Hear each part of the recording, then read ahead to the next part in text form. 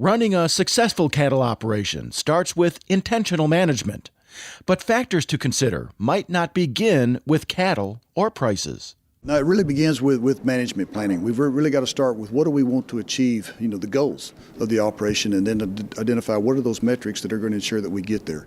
Another factor to consider, your number one asset on the farm or ranch. So the employees are the most valuable resource that we have to an operation. Either they make or break the operation. They either make it easier or more difficult.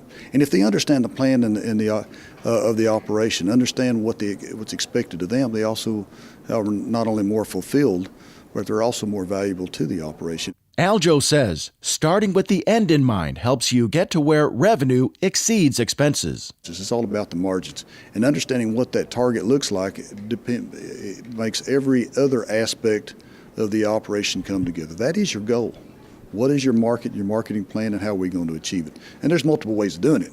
It's really a matter of what's going to be best fit for your resources, your skills, relative to the goals that you have for the operation. Preconditioning your cattle is a management strategy that can be easily justified. For most operations and most producers, it's not a stretch to take a calf that you've raised on your farm, carried a little bit longer, going through a program, and typically net as much back to that 30 to 45 day phase to the operation as the calf did back to the cow-calf enterprise.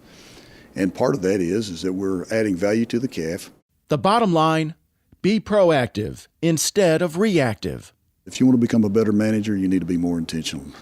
And in order to be more intentional, you've got to have not only your processes lined up, but you got to have your goals identified and make sure that you're always going back and checking it.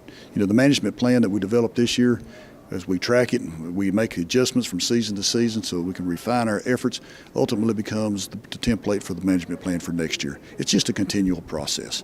If we treat it like a business, that's the way it will look like. I'm Bob Cervera.